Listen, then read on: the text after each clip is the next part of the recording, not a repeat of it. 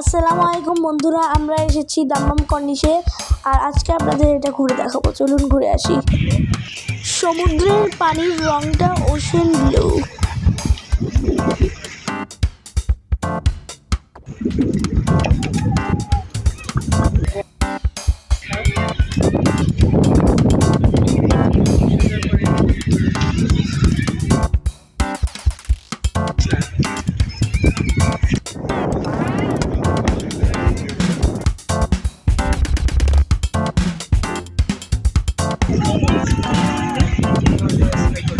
কর্নিশের মসজিদটি খুব সুন্দর।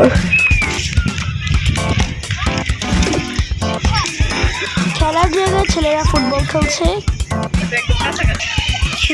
এখানে বাচ্চাদের জন্য খেলার জায়গা আছে।